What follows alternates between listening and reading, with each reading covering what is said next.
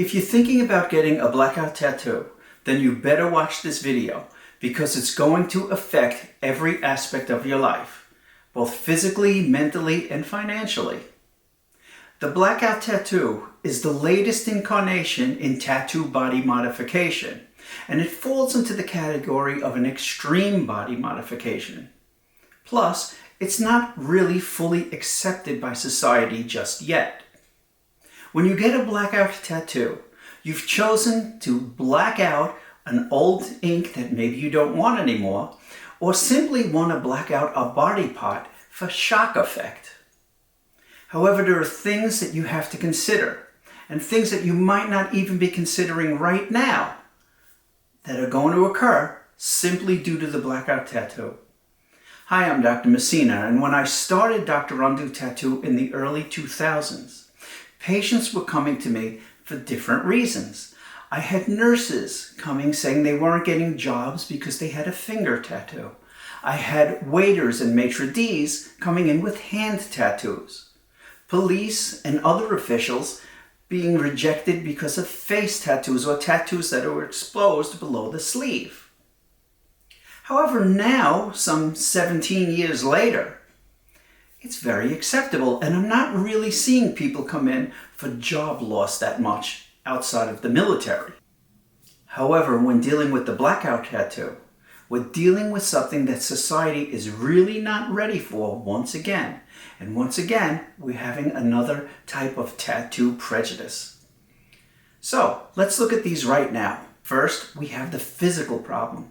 Blackout tattoos are painful. They take a lot of time. 20 minutes easily goes into 30, 30 easily goes into 40, and multiple sessions are going to be required. Many people even think about stopping midstream and not progressing with their blackout tattoo any longer, simply due to the amount of time involved and the amount of pain involved. Then we have the mental stress. When you get a tattoo, let's say on your arm, you might choose a very pretty tattoo, a colorful bird, a colorful fish, something nice to look at. Believe it or not, when people wake up and look at a blacked out extremity, it's quite emotionally disturbing. You might not believe it, but if you speak to people who have blackout tattoos, many of them will tell you it was emotionally trying in the beginning, and it took a lot of time to get accustomed to seeing a completely black arm or leg or chest plate or neck. Plus, you're going to have to deal with the societal input. The internet has allowed society to say whatever they want to say, as nasty as they want to be, from the safety of their own home, and usually under an anonymous name.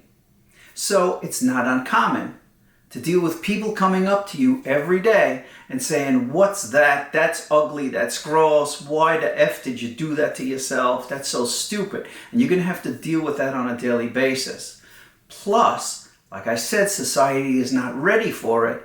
If you look on the internet at people telling you their stories, the most heartbreaking one for me was a family man, hardworking, had a big blackout tattoo, and as he was coming up the street, a mother grabbed her young child and pulled it away out of fear. Now, nothing was wrong with that man. He was a decent citizen. But the person had the perception that this was a dangerous person because they had a blackout tattoo. That's something you're going to have to think about as well. Next, we have the medical consequences. Now, when you get a blackout tattoo, your lymph nodes that drain that area are going to become black themselves. They usually, by the way, become flecked with ink anyhow, but a preponderance of ink is going to get to them. Now, studies have not shown any conclusive evidence that tattoo ink in your lymph nodes causes any long-term harm, but that's going to happen. So your lymph nodes are going to get blackened with ink. And you might be surprised to hear, "I don't care. I'm not that concerned with it." Medical research has not documented any long-term illnesses attributed to ink in your lymph nodes. However, the development of skin lesions that are malignant might go unnoticed for a long time. The worst being the malignant melanoma. Usually starts as a flat area, brownish to black, varying shades, and it grows, and then it stops growing and now it's going deeper. Will that black ink cover it up? Will you not be able to notice a sudden skin change? Notice the development of a new skin lesion? Probably not. So you're going to run the risk of developing a skin lesion, such as malignant melanoma, that's not going to be identified until it reaches a later stage. So that's another thing to consider before you get a blackout tattoo. Now, before we get to what I believe is going to be the most important aspect of getting a blackout tattoo, I'm going to ask you, if you enjoy my videos, to click subscribe, hit the bell to be alerted to the future videos, and write something in the comment section. I'd like to hear what ideas you might have for future videos, or if you like these at all. It means a lot to me to know that I'm educating the public and people are enjoying these informative videos. And now for the last thing. You've already watched this, you've gone through all the steps, you think you're emotionally and mentally ready to go. The most important factor, you have to get the right tattoo artist. Intuitively, it might seem this is black ink, it's going to be easy, I'll just go all over my arm. It is not so. This ink has to be uniform.